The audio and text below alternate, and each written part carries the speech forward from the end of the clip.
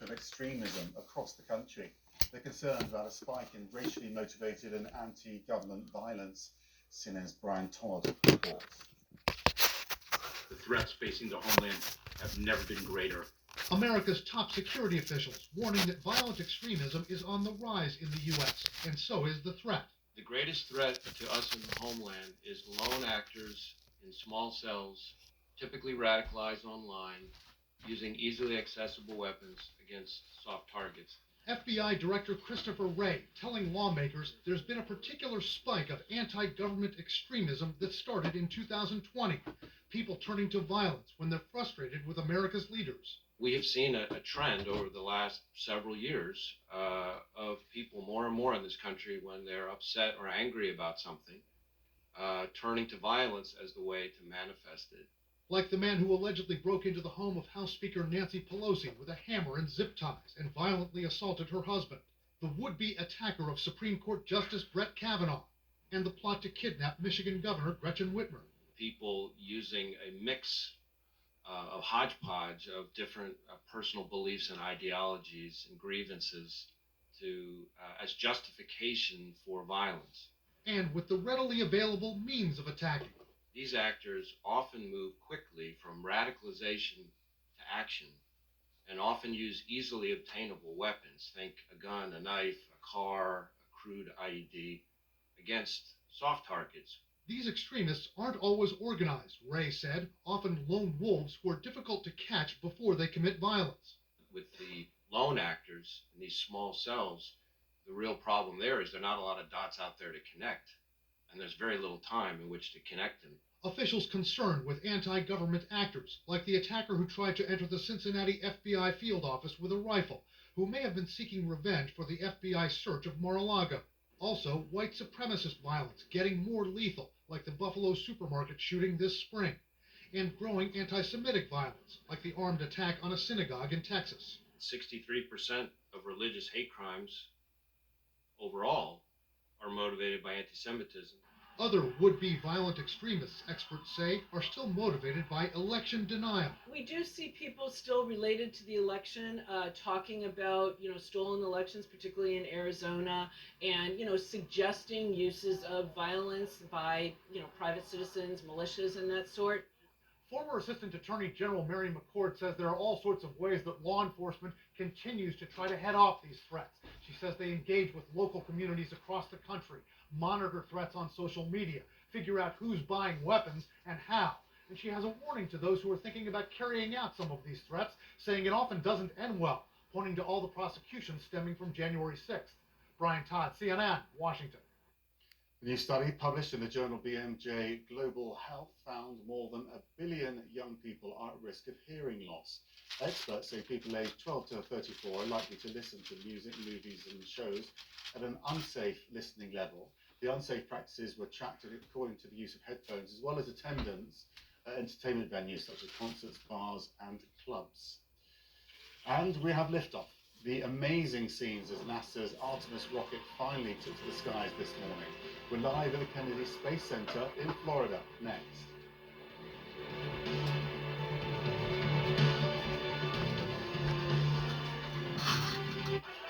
The game's not over yet. Want to comment on a couple things here that just got to... Was likely caused by a Ukrainian defense missile, and that there was no indication it was intentional. We'll have the very latest and speak with former U.S. Ambassador to Russia, Michael McFaul, and retired Army four-star General Barry McCaffrey on what this incident says about the high tensions in the region. And Michael McFaul is going to be telling us what he thinks the United States and NATO needs to do to guarantee a quicker Ukrainian victory. But first, the political news that came out of South Florida last night. Oh, is this where the New York Post said at the bottom of the page, Florida man makes announcement? Yes, I think Willie's got it. He Willie, said you have it? Okay. Throughout all of that has only intensified things towards making it that much more complex. Of that in which what you've just heard about not hearing,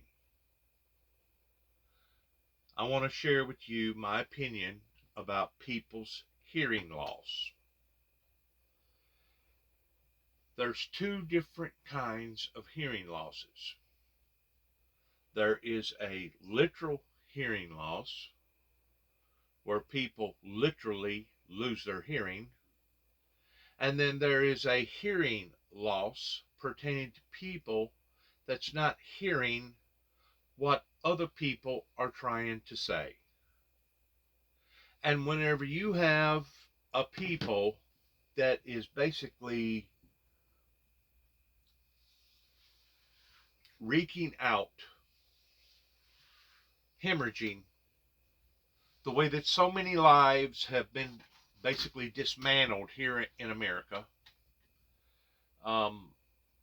people may have already made bad choices in their lives to begin with, towards living too close to the edge, as far as not having proper finances. It could have been circumstances that come up into their lives after they've made those commitments in their finances. But whenever you have so many people that are split right down the middle, the way that they are here in America, you're going to create a very, very unstable and sometimes unsafe environment. And we have our American politicians to thank for that, just like we have the big major retail stores, such as Walmart and other big retail stores, that basically has reached out across the aisle, and rather than them depending upon the labor forces of we the people, they stretched on the other side towards getting people that was making basically the same product or a product similar to that for, let's say, half the price.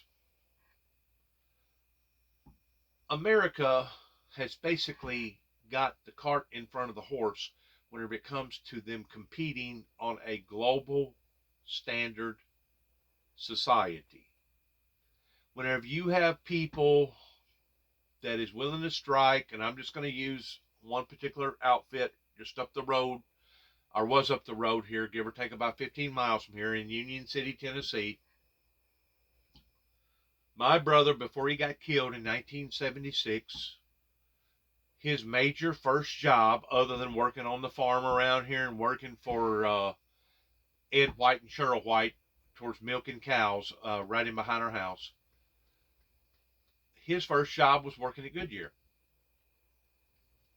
And he got lucky, and he had just turned 18, filled in his application, got the job.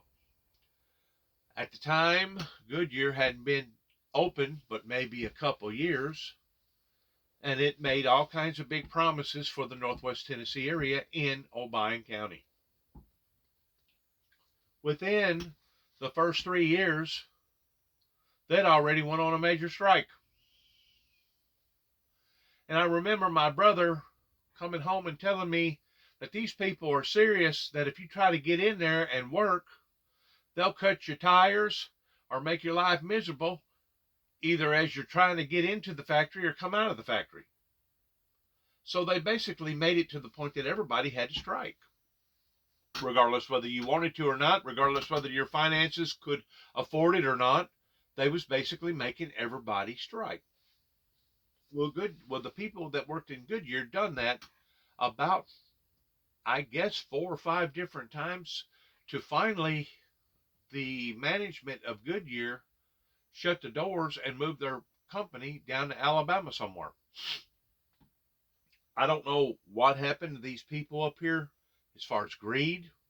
I don't know if they was just if Goodyear was a bunch of slave workers towards working them to death in there. I don't know what the problem was, but I do know this, that because of the unions here in America, it has driven the labor forces up to the degree that now we can no longer compete with people in China, people in Mexico, and people in other developing third world countries.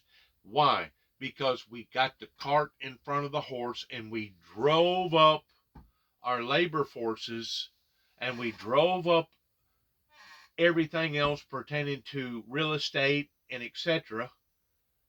And now we're where we're at pertaining to outsourcing ourselves, or sourcing ourselves as far as competing on a compatible level with everybody else on a global level. We was okay until the internet come along in the 70s and 80s, until we was all right just competing with one or two countries. But whenever we started competing with all these third world countries that's fighting and struggling for their survival, that's whenever we had to take a back seat in these areas. Well, whenever you have a great nation like America, and the small people, the poor people, the working people, look around and they see where everybody else is living in nice homes and driving nice cars because they manage their budget just right. They come in at the right time, and instead of having to give $250,000 for a house, they only had to give $85,000 or $125,000 for a house. And because these people was making decent money during that time, they balanced their budget just right, and now they're living a pretty cozy golden year retirement life. You got all these young people that are seeing that. You got all these young people that are also seeing that the job opportunities in a great deal of these urban areas don't exist. And if they do exist, sometimes you got to drive for 70, 80 miles one way just to get to a job that'll pay $2 or $3 more an hour. And by the time you balance out how much the differences is towards the wear and tear on the vehicle, the maintenance on the vehicle, putting miles on the vehicle, it don't balance out towards having to drive 70 miles one way to make $3 an hour more. Who do we have to blame for this? It's not the people that's presently growing up towards the millennials. It's not the generation before the millennials. It's not even the generation before them.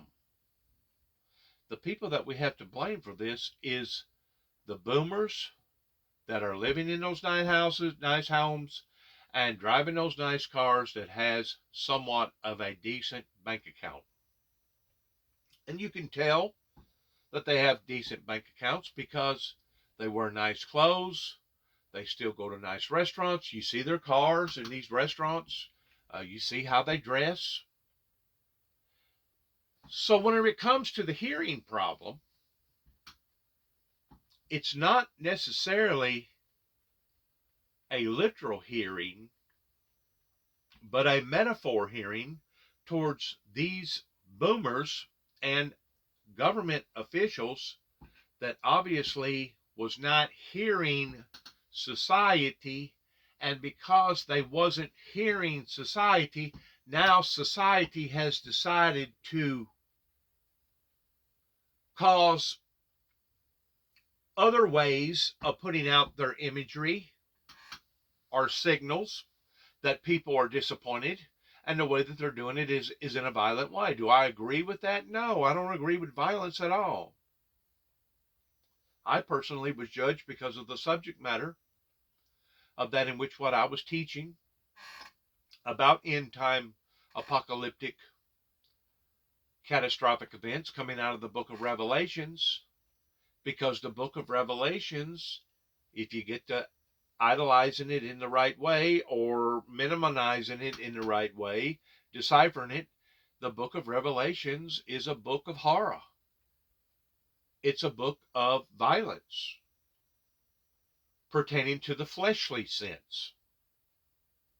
On a spiritual sense, it's actually enlightening or liberating, just like the Bible talks about that whenever you shall start to see these things occurring, know that you and I are at the doors for those who are true believers in the Lord Jesus Christ and try to follow him to the letterhead of that in which what we know to do in being right.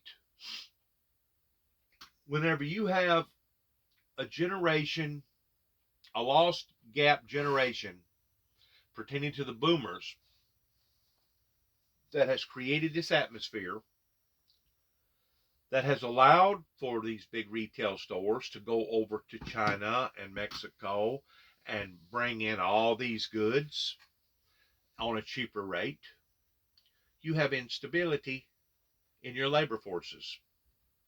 Because you have instability in your labor forces, you're going to have a great deal of people that's going to hurt.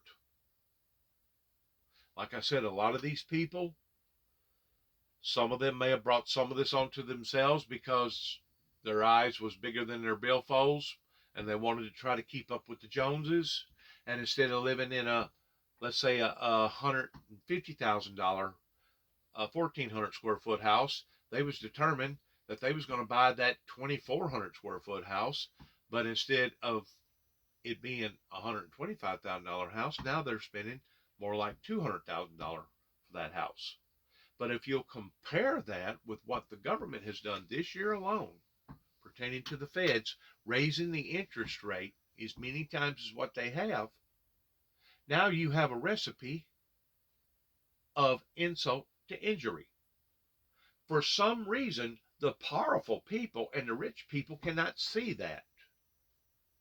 They're saying that by raising the interest rates is good for the inflation. How can it be good for the inflation if you're causing people to lose their homes and lose their cars and lose their minds? So as you're having these people that are falling through the gaps of society, they've lost their hope, they've lost their home, most of them winds up losing their relationship, and most of them divert either to alcohol or drugs because of being in such of a loser type state. These people are lashing out, and they're lashing out in the only way that they know to lash out, towards letting their voices be heard. Now let's look at something else. Before the Revolutionary War here in America, there had already been a great deal of discussion and complaints about how that people was dissatisfied in King George III in wanting to rule and dominate the Americans over here pertaining to their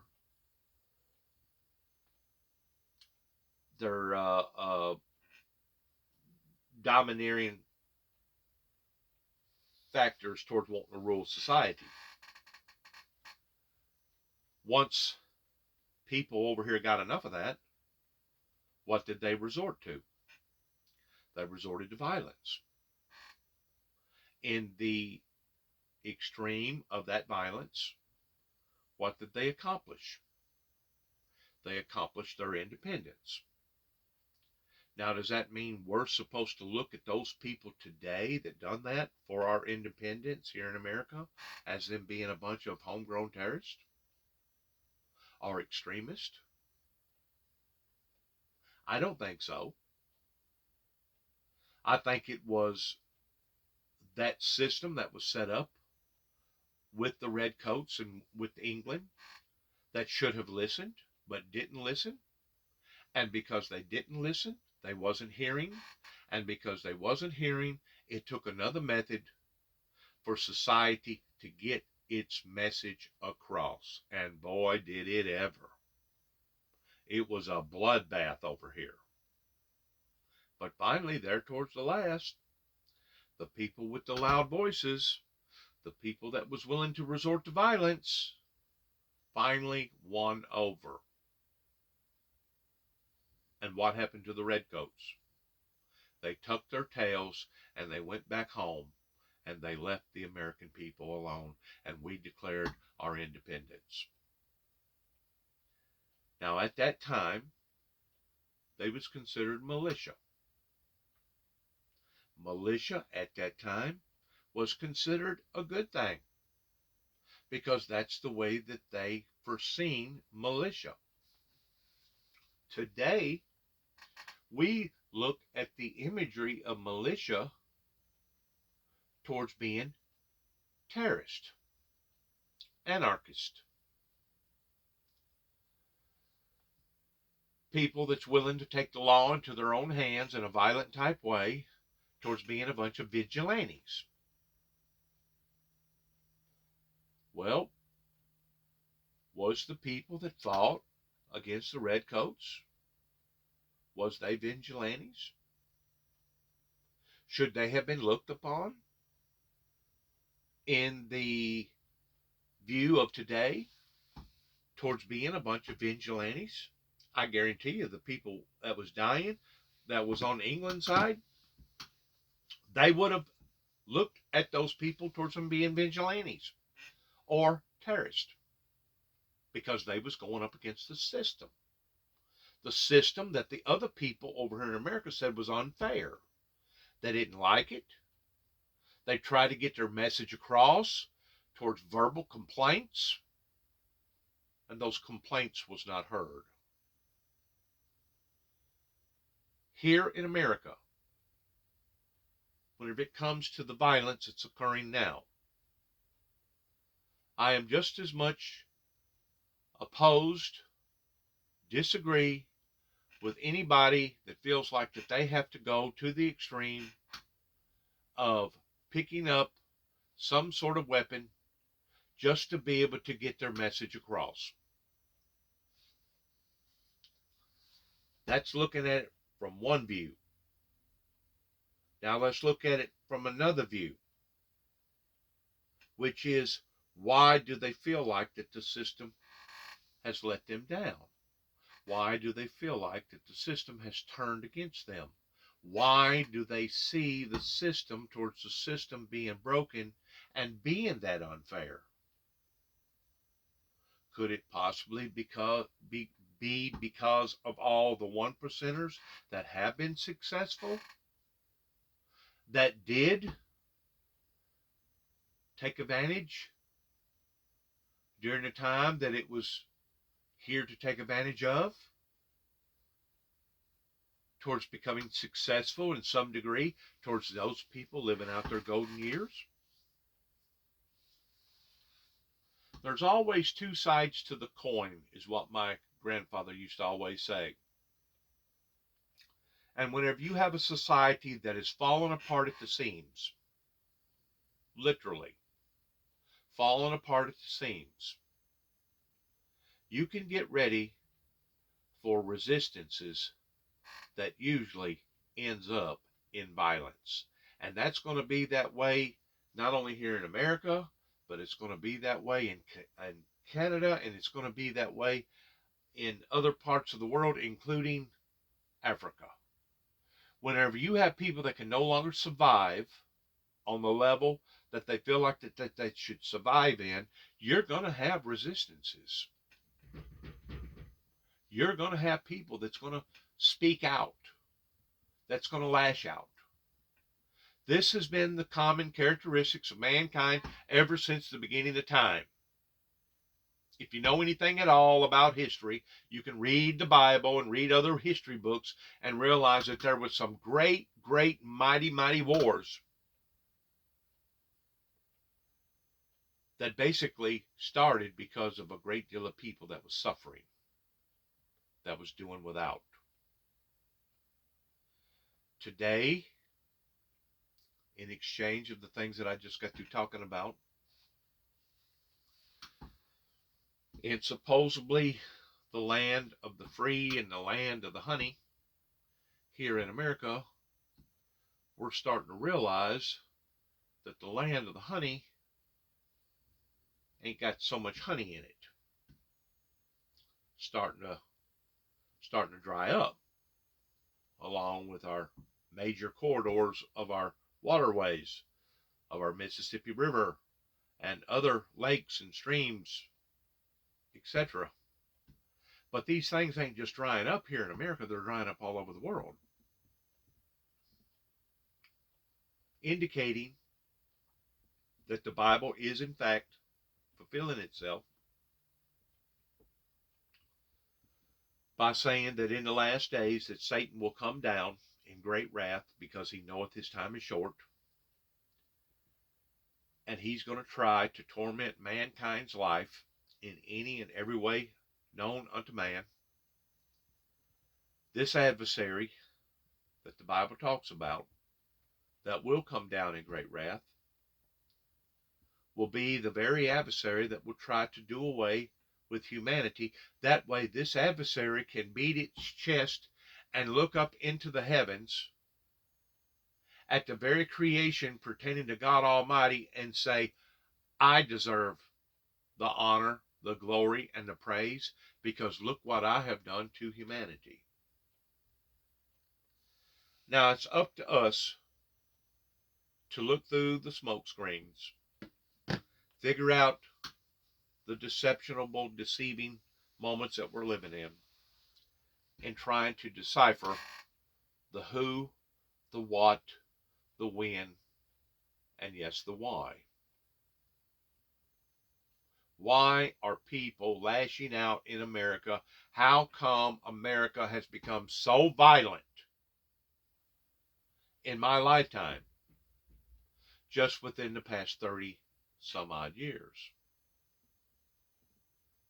I still point my finger directly at the White House during the Reagan and the Bush era that thought that they was going to do something to God's people and to God and get away with it. And that same era of people that I'm talking about are the very people now that are the baby boomers that have lived their good lives, that live in those nice homes and drive those nice cars, while everybody begrudges them because of it. Why did they begrudge them? Because they realize that they cheated their way into prosperity that way, because they did not do the proper and right thing with the Windmill Ministries missions. These same people I have to look at. I have to see the nice cars. I have to look at the nice houses. I have to look at their glorious prosperity, while everybody else suffers, while others resort to violence. This is exactly what the system wanted me to do. They wanted me to resort to violence, to the extreme that whenever I come back to Northwest Tennessee in 2014, they had different players. I call them trigger men. Why the wealthy and the rich, and why those that was in power in this area sat back and was counting the score. And they was hoping that this man called Dennis Jackson, known as Juby, that he would have a breaking point to the degree that he himself would turn to violence. And once the system basically either provoked or didn't do its job adequately to the point of this individual turning to violence, then they would be able to turn to the public and say, looky here, we told you that this guy was a violent individual. We told you that this guy didn't deserve to be out into the eyes of the general public and should have been put away years and years and years ago.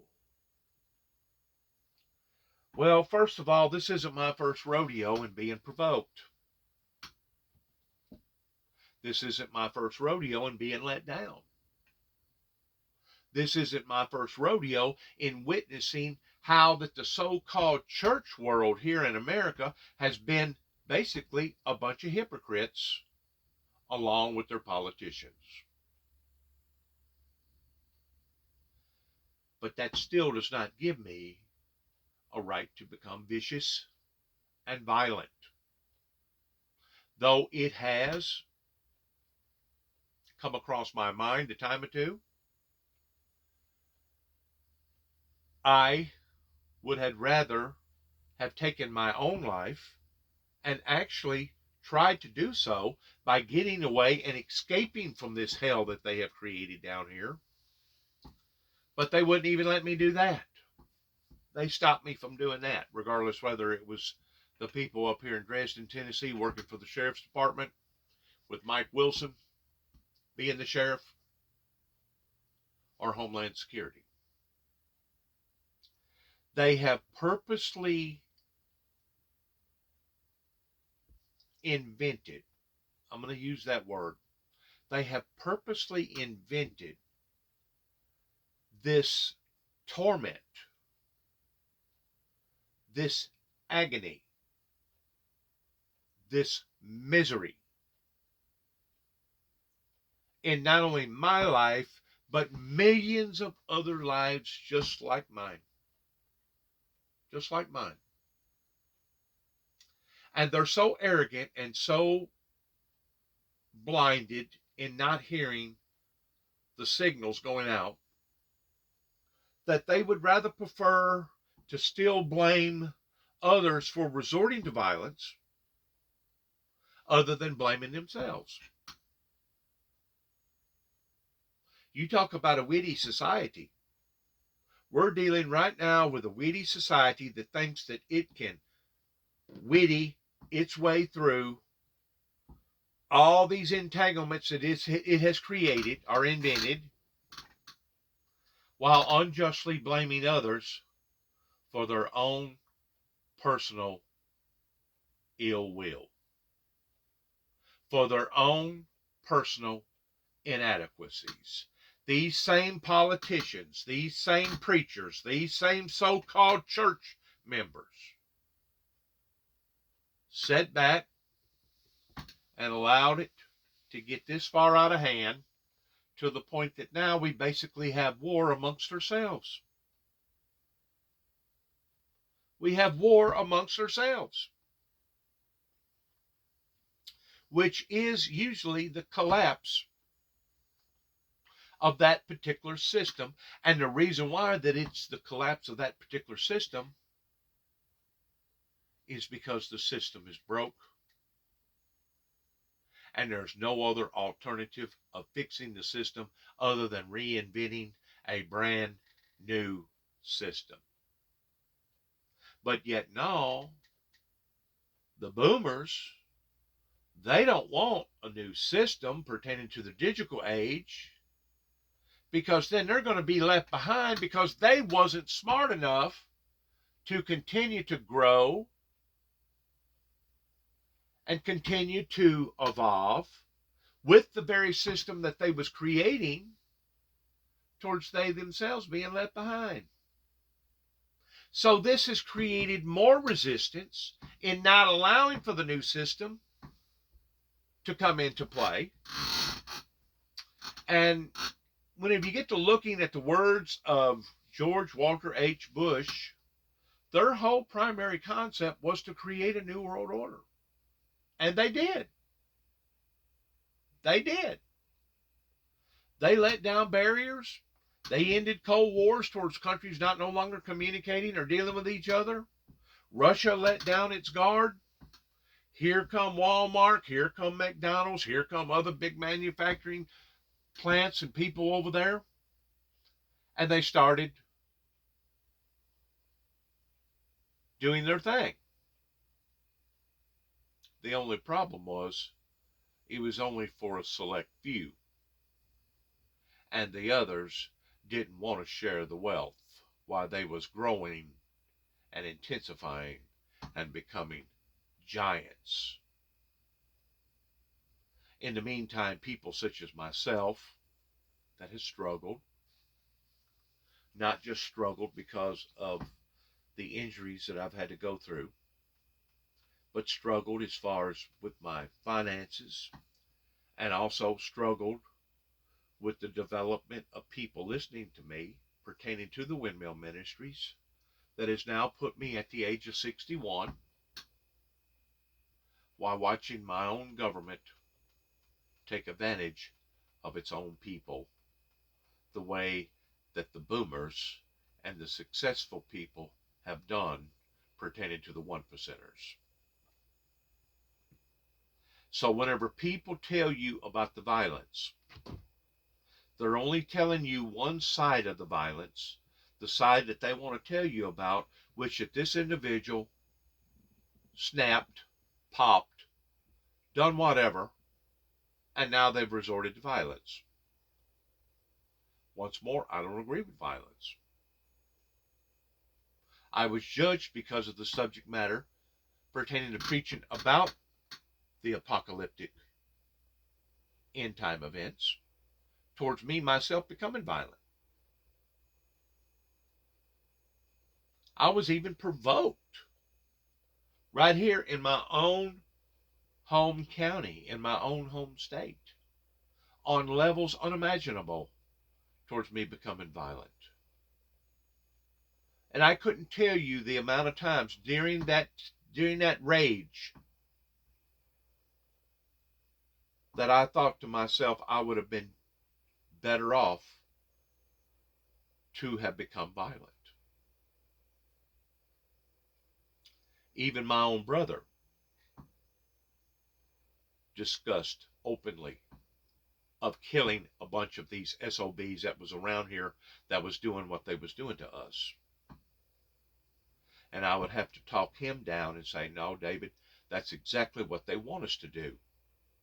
They want us to resort to violence. Those people up there in Dresden, Tennessee, in the courts pertaining to Tommy Thomas, John Johnson, that at the time was working under Tommy Thomas, that now I think has taken the position of Tommy Thomas, Mike Wilson, their courts, their system in general. That's exactly what they was wanting. They was wanting blood on the floor. And it didn't matter whose blood, but preferably it was going to be Juby's. But instead of it being Juby's, it wound up being Juby's brother. I told Henry Mosley, probably within the first year after I moved back here, and I probably shouldn't have said this, and I feel guilty about saying it to him, because his brother Billy Mosley was the one that was driving the tractor that basically pulled that tractor negligently without looking onto Highway 89 in Cydonia, that basically caused the death of the very person that I was talking about earlier that went to work for Goodyear, that was actually in the process of their first strike whenever his life was taken. I told Mr. Mosley that they targeted the wrong brother. And looking at it from a spiritual sense, that's exactly how I see it. That they targeted the wrong brother. In actuality, they was actually after me. But they didn't get me, because of the anointing that was placed upon my life, going all the way back whenever I was about 4 or 5 years old, in a little community called Antioch, living in a house that Al Capone used to live in, whenever my mother was given a vision or a premonition by God the Father towards the Lord coming into her life. That same spirit world that knew that the Heavenly Father had done that for a reason, the Lord, was still spying and was looking upon my family to the degree that it of itself actually moved into my home. It moved into my home whenever I was just a child growing up. We knew that our heroic father that fought in World War II killed many Germans, because that was what was called upon him by his countrymen of doing. And we knew that he himself had obtained war injuries, physical war injuries, but we had no idea about the psychological war injuries that had occurred in his life. And we had no idea that after he had basically given up his quest of wanting to follow God, that left room in his heart for 7 more demons, that our father was basically was going to become possessed by Lucifer and many demons to the degree of tormenting our lives. Tormented my mother's life, tormented my older brother's life, tormented my second oldest brother's life, until he died on a motorcycle wreck in 1976 at the age of 19, that was still employed by Goodyear in Union City. Tormented my life, tormented my younger brother's life, and of course tormented my mother's life.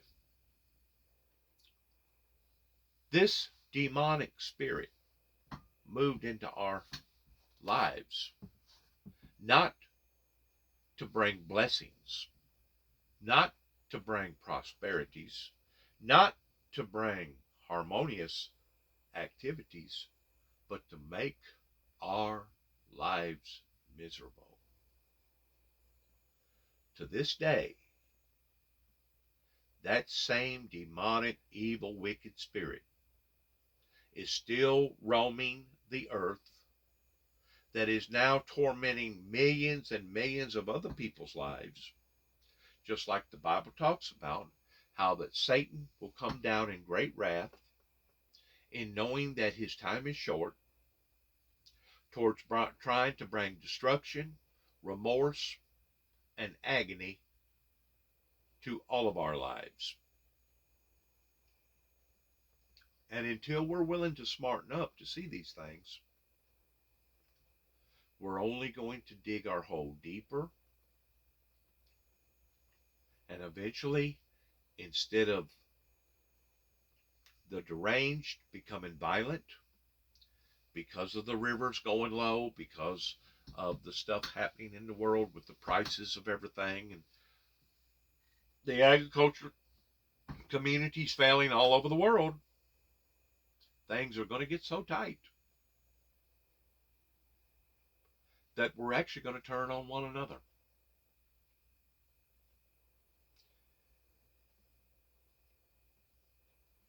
I go back to the analogy of a lady that I talked to within about 48 hours after the war broke out in Ukraine. I got to thinking to myself, okay, this is probably going to wind up turning into some sort of nuclear event.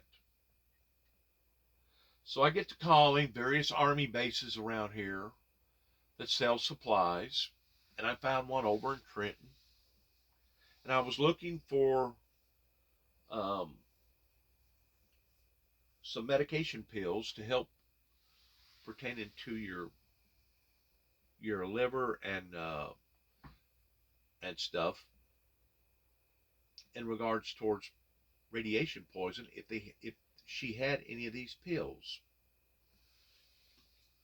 And I guess this lady must have already thought it out through within that 24-hour period. And one of the first responses that she asked me, she said, "Let me ask you a question." She goes, "Do you really want to be the last?" She didn't have to say the last of the survivors. She didn't have to say the last of the remaining. All she said was, "Do you really want to be the last?" And I sat there and I contemplated upon that question, and I thought to myself, now that's a thought to think about now, isn't it? And of course, whenever she come back, she said, "If you do," she said, "you're going to see a great deal of pain and suffering," which her words could not have been resonating in a truer form than what she was talking about at that particular time. And you see, this is what happens to a society that begins to look at their culture, their system, their society as it being a failure,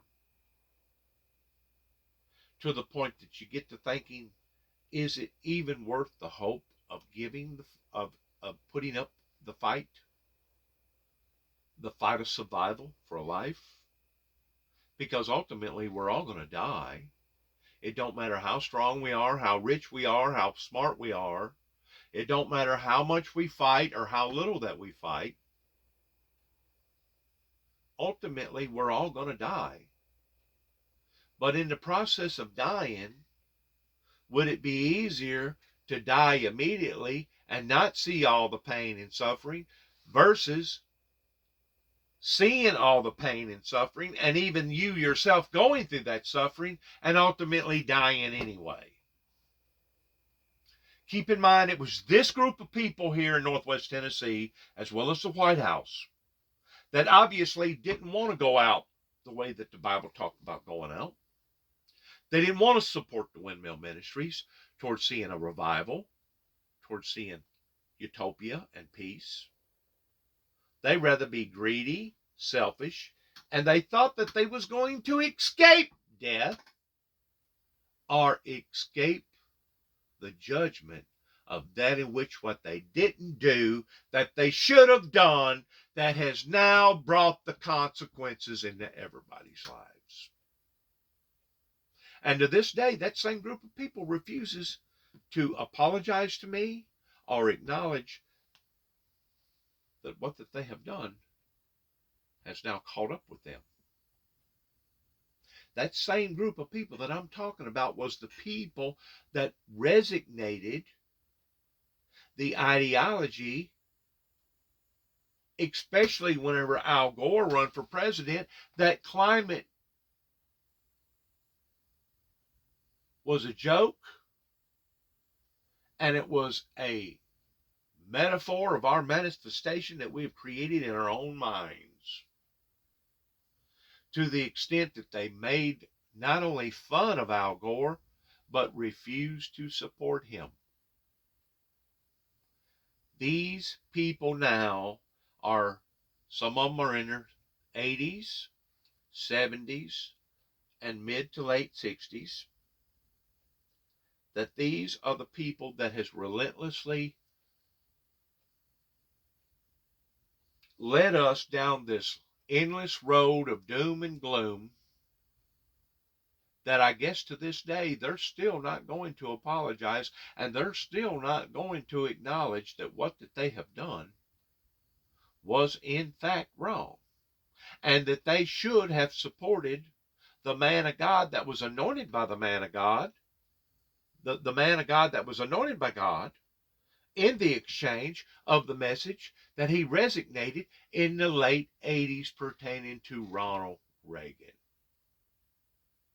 Instead, this individual that I'm talking about, which is myself, was rejected.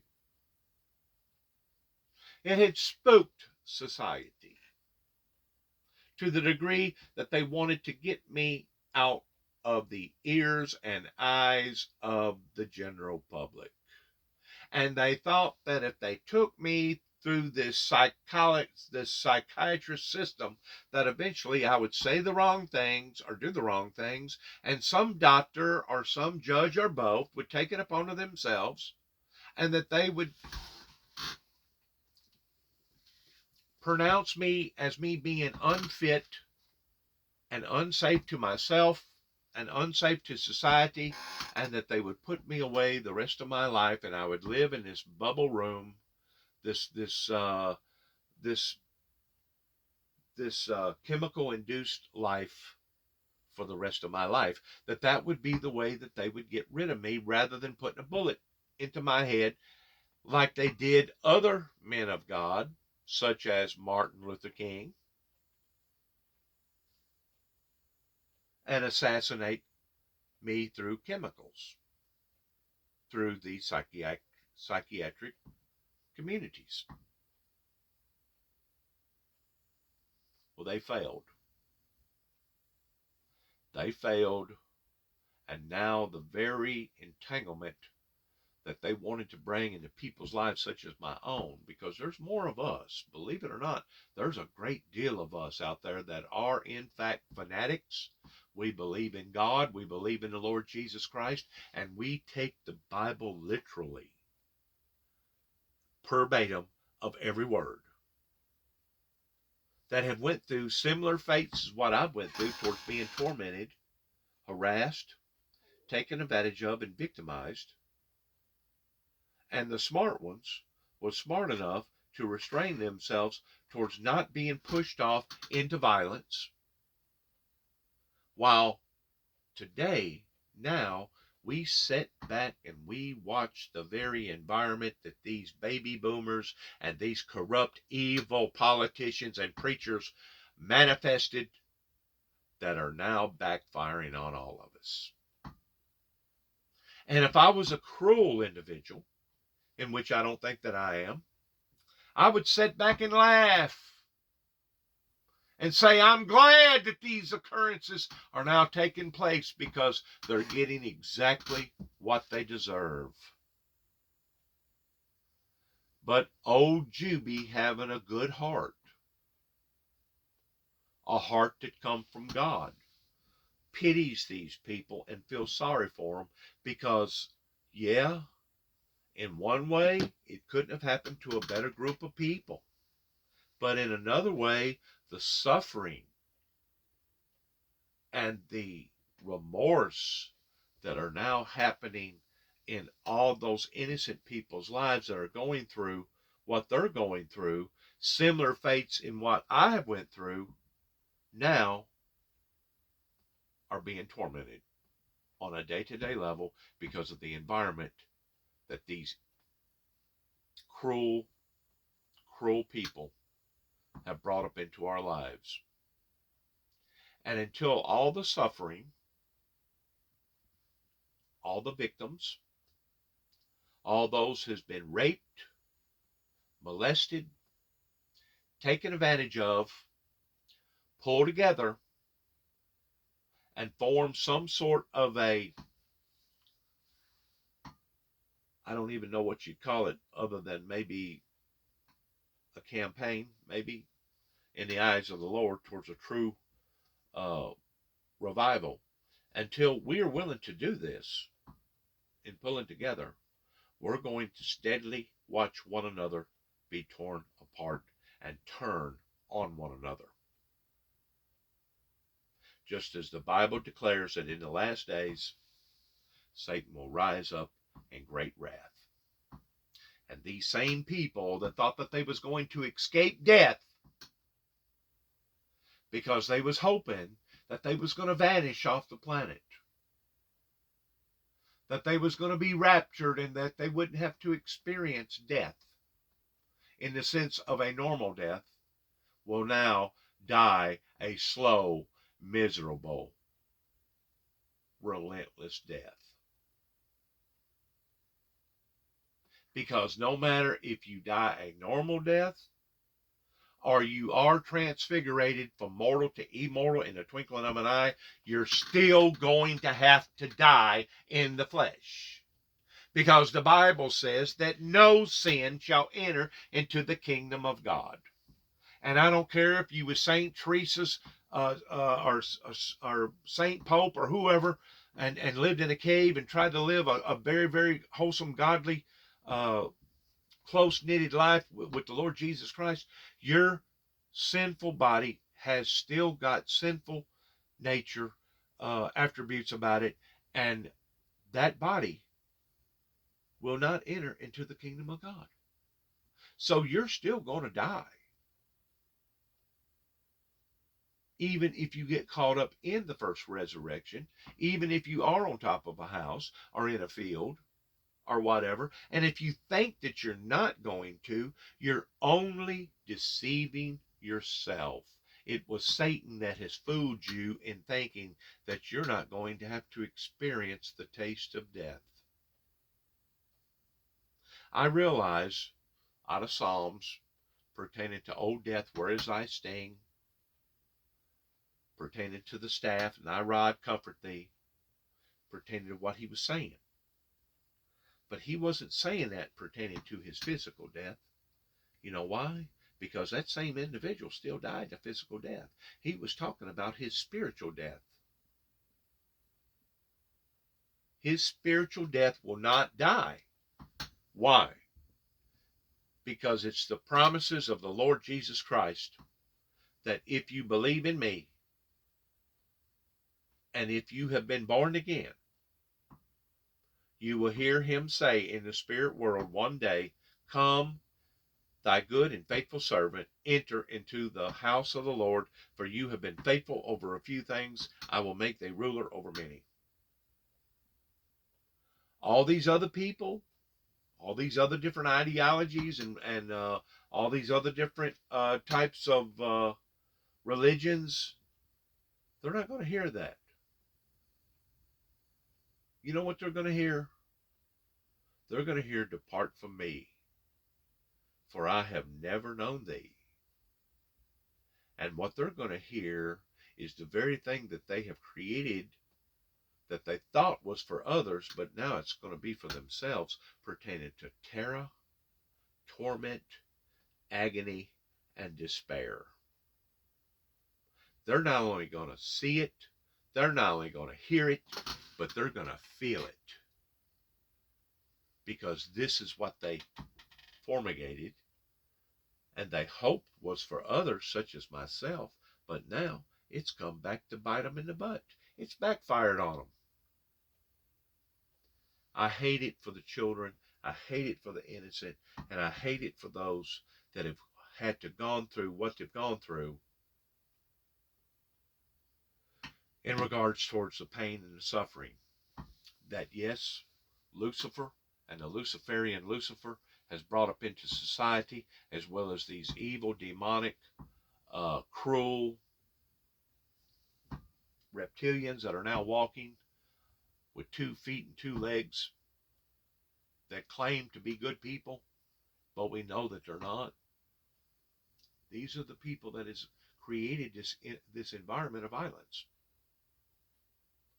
And I continue to keep saying that until we're willing to go back and do thy first works over again, just like it's talking about in the first 4 chapters of Revelations, we will not see nothing other than what we're already seeing, and it will only intensify right here in the good old USA. One entangled problem right after another that will only elevate towards getting worse and not getting better. So in a way, the Russian government does have a point whenever they say that the Western world lied to them. You know why they lied to the Russians? Is because they never took any faith in the message coming from the messenger. A matter of fact, they done just the opposite towards trying to make his life miserable, to the degree that he either took his own life by being driven off into a point of either insanity or death, or he done something so harsh by shooting himself in the foot that he wound up standing in front of their corrupt courts and being put away for life, or any and all the above. So what did these evildoers, what did these reptilians have done, has still not been rectified. But I promise you it will. Even if it has to bleed down into their own children and their children's children, towards them receiving the mark of the beast one day and going through the very suffering that they deserve. Because why? Because they thought that the individual that's speaking to you right now was bogus, or that he was out of his mind, or that he was doing this for self-recognition.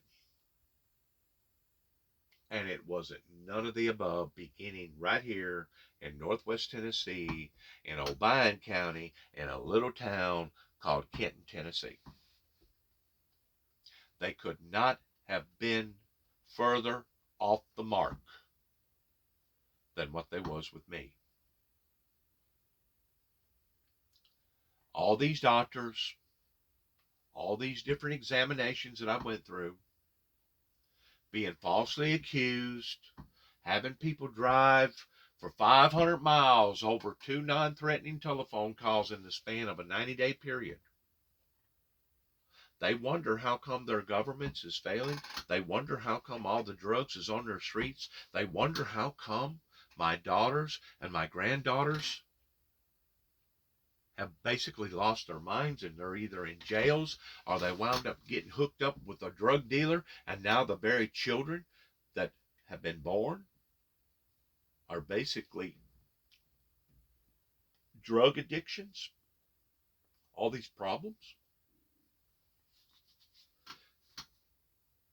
As I've said, those particular people that have done this, what has occurred in America could not have happened to a better group of people. So I do understand the reason why, looking at it from that perspective, why that poisonous Putin and the Russians believe or think that the Western world lied to them, because the Western world talked about the one world government, talked about the Antichrist, talked about the opening of the 4 seals, talked about the 4 horsemen, talked about the 2 witnesses, but was not willing to act upon it. Once more, white eye. White man speaketh with forked tongue. They talk about one thing, but in reality, they do just the very opposite. That's what a great deal of people, one day whenever they die, and you will die, just like I will die, and they stand in front of their Maker, and he's going to question them towards why you done what you done.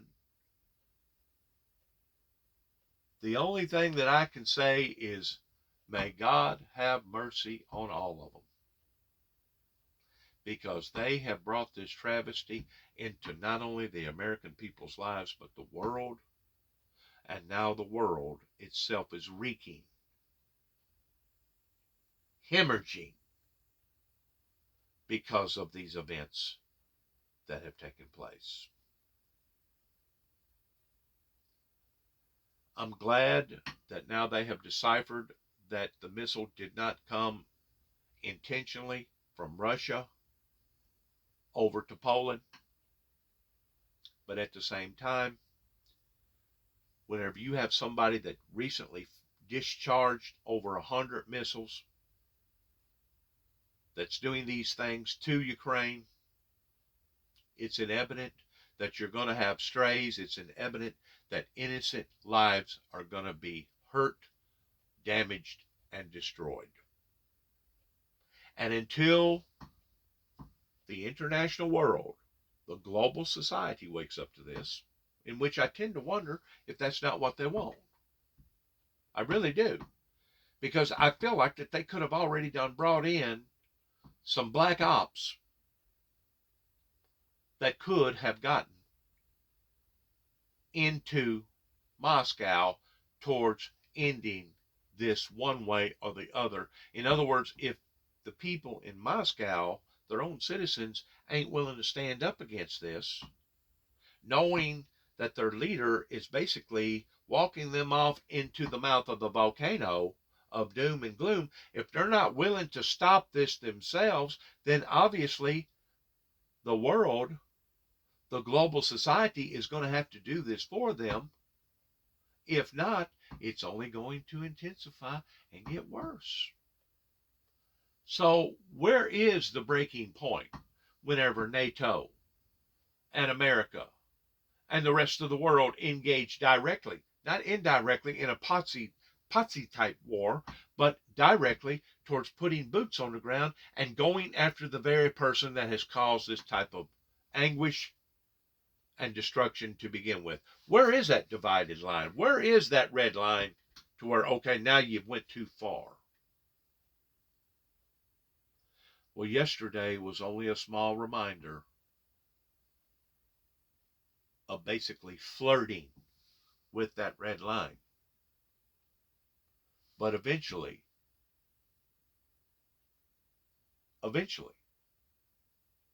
there's going to be some boo-boos.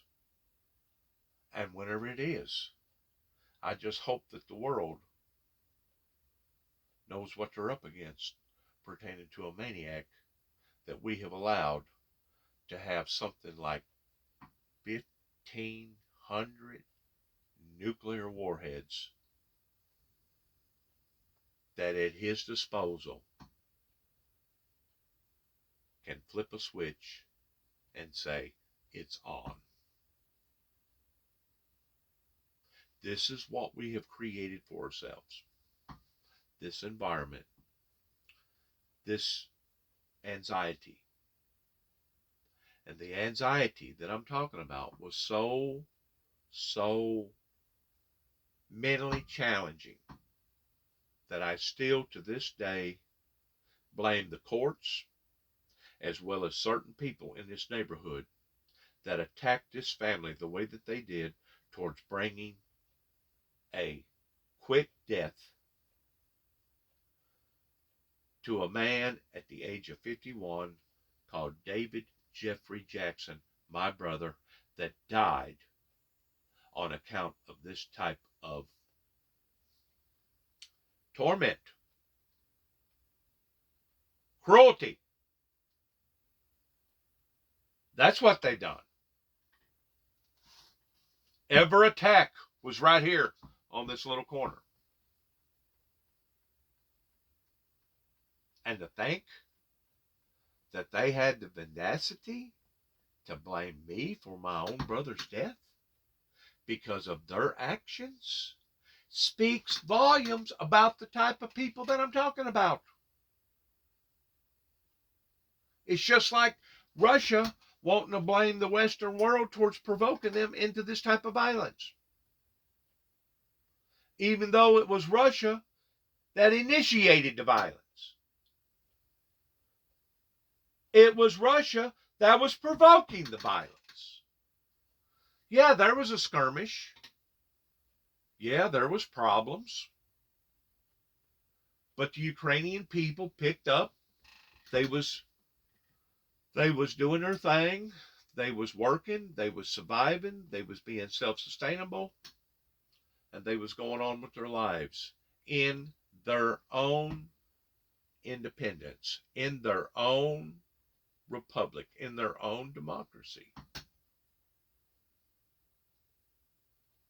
I think that that's what was irritating Poisonous Putin more so than anything. And it wasn't so much that the Western world had cheated them or lied to them.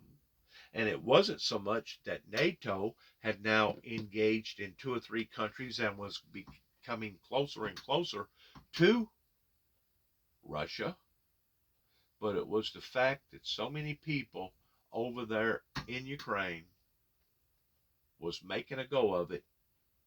They was turning their lives around, and they was becoming prosperous and good, sound people in engaging in their own personal independence. The same way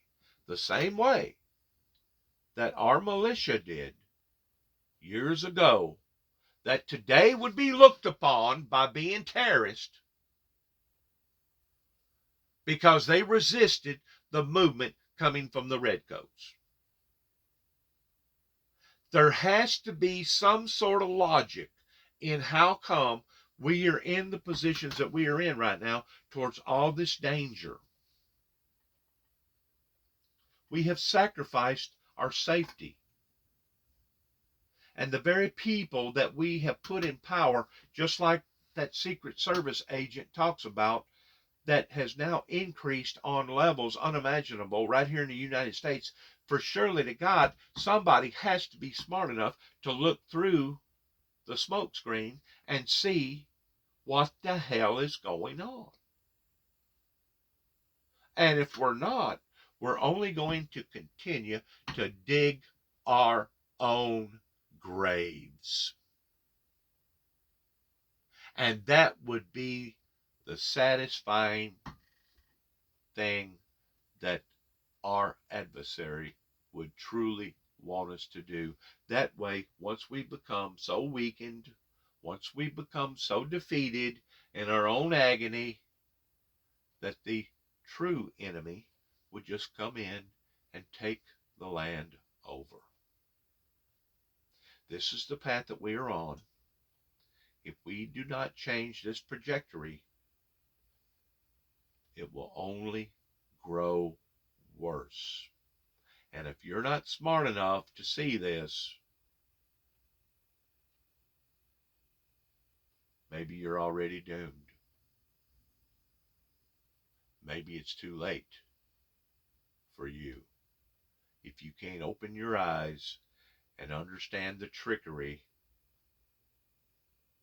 the mastery of the swift hands, the magicianry of what has went on here, and how that certain people to this day still has not fully given account for where we are here in America.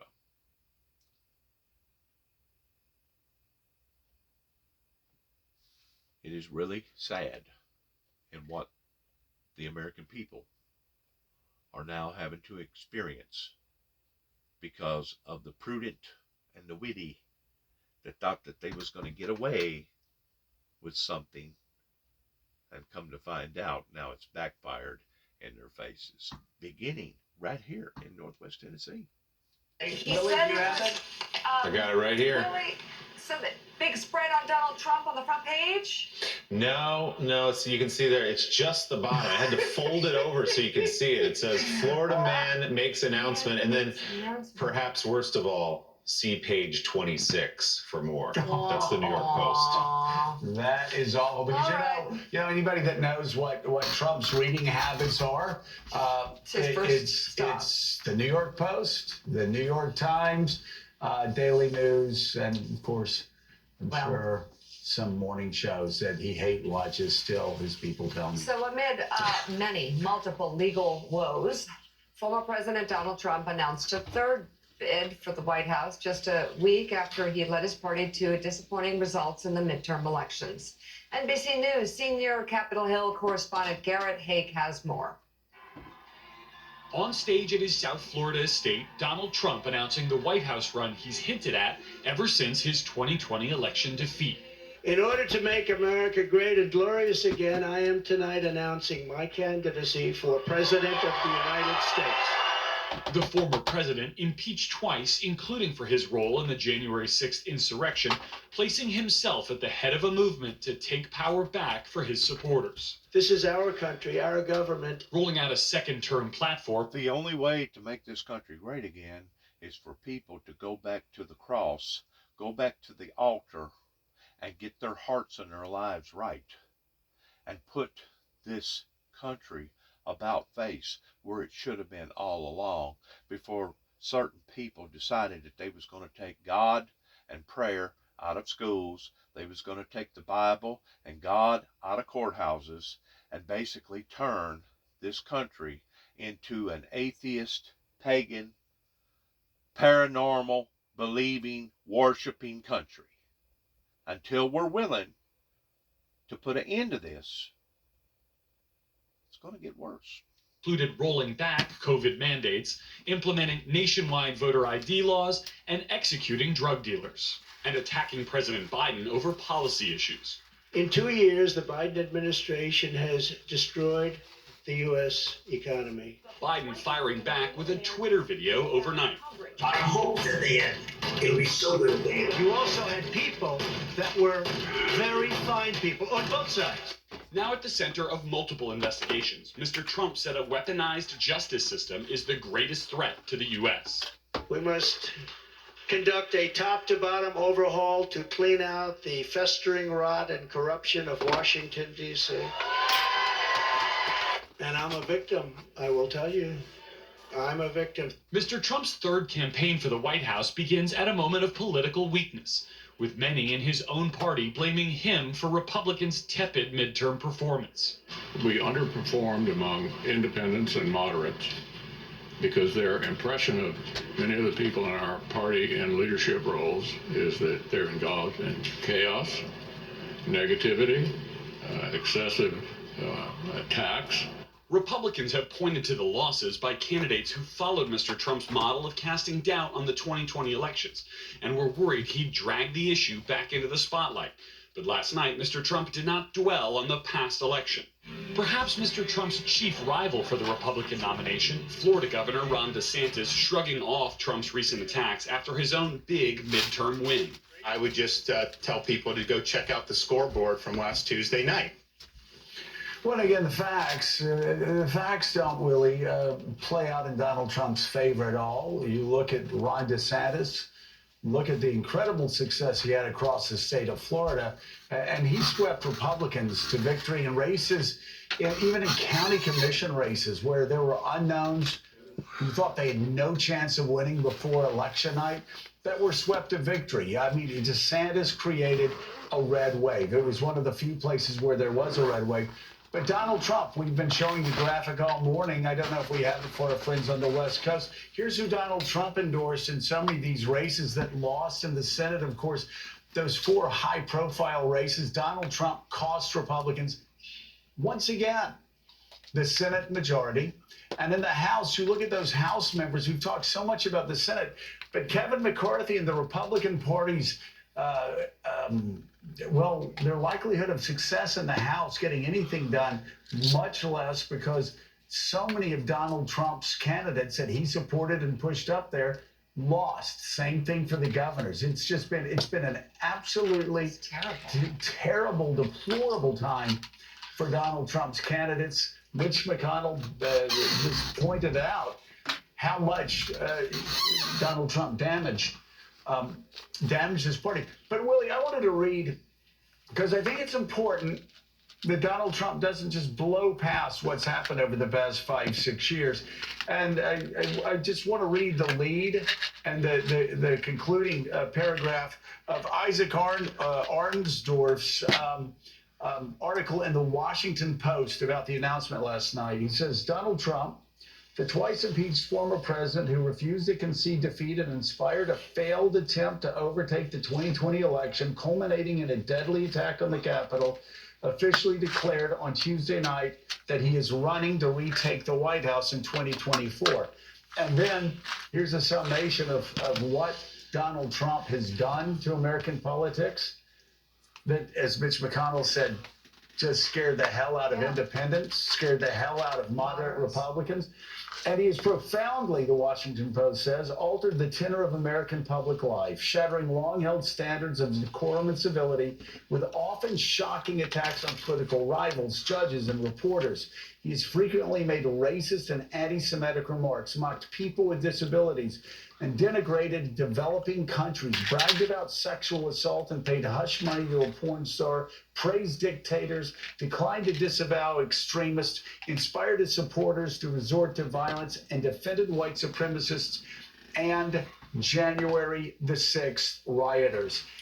And by the way, really, that used to be just the media reporting that out.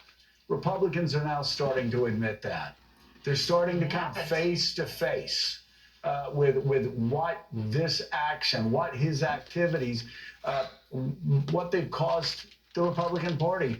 And I think that's why we're starting to see independents, moderates turn away from Trumpists and election deniers. Yeah, voters made a week ago, 8 days ago, they made a big statement about Trumpism. They didn't want to see it anymore. Independent voters, you talked about, some Republicans, certainly young voters went out and made that statement. They didn't want to see the chaos anymore. They didn't want to see the extremism anymore. They didn't want to see the election denialism anymore. We also just got word, Joe, from Axios that Steven Schwartzman, the co-founder, CEO of Blackstone, a huge private equity group who had been a longtime supporter, a backer of Donald Trump, stood with him through thick and thin, is walking away.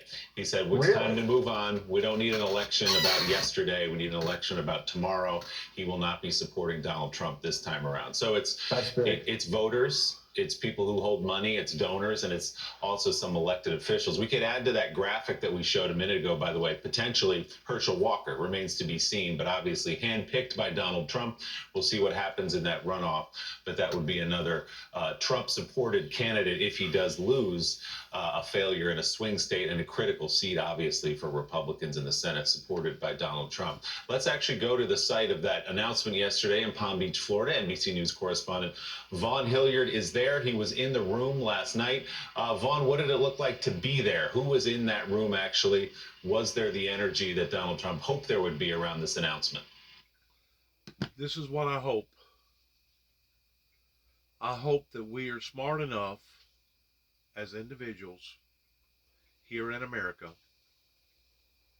that we're not asphyxiated on the trees by not being able to see the forest. And I hope that we can look through all of this in understanding there has to be a major reason why that this country has been jinxed and that everything has went sour the way that it has in the past 30 plus years. I pray every day that God's will be done, and that those that has any kind of intellect about them at all, that they will be able to look through all of this towards putting all the dots together, not just one or two of them, in realizing what in the world has gotten America in this particular position at this particular time of where we are today. And until we're willing to look at all the truth and not just part of the truth, I'm just afraid that what's ahead is a bloody road ahead and doom and gloom. And the 1%ers are the fortunate ones that did wind up achieving what they achieved in their lifetime, which a great deal of them done it legitimately, and they deserve to have their retirement. They deserve to live in their nice houses. They deserve to drive in their nice automobiles. I don't have a problem in those people. It's the people that stole their way into prosperity. Those are the people that I have a problem with. The people that could have initiated some sort of a spiritual movement through the Windmill Ministries missions, but chose not to, wanted to keep it silent. Once more, white man speaketh with forked tongue. They talk about the one world government, the new world order, the mark of the beast, the opening of the seals, the two witnesses, Satan walking around in a fleshly body before the Antichrist and the false prophet. They talk about these things but aren't willing to initiate them. So yes, in a way I can see where the Russians feels like that they have been betrayed by the people in the West. Not lied to over monetary financial gain, but lied to pertaining to what was supposed to have been initiated that never was, that caused the collapse and the falling of the Berlin Wall to begin with. And you know the thing that's kind of neat in my life, and I'm not trying to brag about it or stand in the corner and say, oh, I told you so, or nanny nanny boo boo. I've got proof to prove it. I can prove it of record form, keeping all my records in supporting the very things that I'm talking about. So it's not just somebody blowing smoke. It's not somebody that's out of his mind.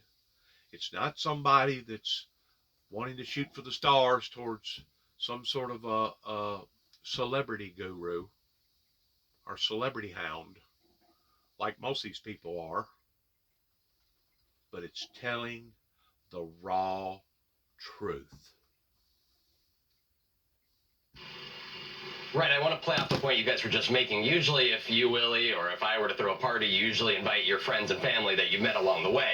And that is what was striking last night. It didn't exactly feel like a presidential announcement. Not only was Ivanka Trump and Don Jr. not there, but there was obvious absence of Mike Pence, of the likes of Kellyanne Conway, Ronna McDaniel. You can go up and down the list of folks that we were used to seeing for 6 years at Trump rallies, Trump events, and yet those figures were not there. There was not a single U.S. senator, not a single Republican U.S. senator at that event last night. There was 2 members of Congress, one being Madison Cawthorn, who is on his way out, and then Troy Nails, congressman out of Texas. Those were the only elected Republicans up on Capitol Hill that made their way down to Washington, D.C. for the announcement of their former president making a third bid for the White House. It was a different feeling in that room. And kind of put the context, Donald Trump has a history of trying to play mental jiu-jitsu when he talks about the past and his time as president of the United States. Just, when he was talking about his 4 years in office, his quote was, quote, "Our nation was at the pinnacle of power, prosperity, and prestige, towering above all rivals, vanquishing all enemies." Of course, you guys, we all lived through those 4 years. I wouldn't say that it would exactly match that description that he gave up on stage, but the other issue was he was intending to run this 2024 campaign largely on the premise of the rallies of his 22 campaigns, in which he stood alongside those down ballot candidates for U.S. Senate, governor, secretary of state. But clearly the voters did not view the country to be in a dark enough place to vote for these Republicans around the country, where, to read you another quote from last night, he suggested that citizens will, quote, "very soon see that I have no doubt by 2024 it'll be much worse, and they'll see much more clearly what happened and what is happening." Republicans thought that they had the issues on their side, from inflation to the record number of migrants on the U.S. border to Joe Biden's approval ratings, and yet it clearly was not bad enough for Republicans to win these midterm elections. And if I could, the last kind of the juxtaposition of all this is somebody who was standing outside the Capitol on January 6th, 2021. It is something less than 2 years later to be standing here, and after knowing what we know, that the president did not call for backup at the Pentagon when the U.S. Capitol was being attacked with his vice president and the entire U.S. Congress inside when thousands converged here. This is also happening in the midst of a trial in which his company is facing tax fraud charges. This is also coming in the midst in which he and his kids are facing a civil lawsuit which could potentially financially cripple the family. All of this is happening in real time. And one other note, in terms of that Georgia race you guys were mentioning, I was not able to get a firm commitment from anybody in the Trump orbit last night that Donald Trump intends to go and campaign for Herschel Walker at any point over the next 3 weeks. Hard to imagine him. So once more, what has caused this? What has put us in this position that our very ancestors, pertaining to our Constitution and other great letters of reform that was made of we the people,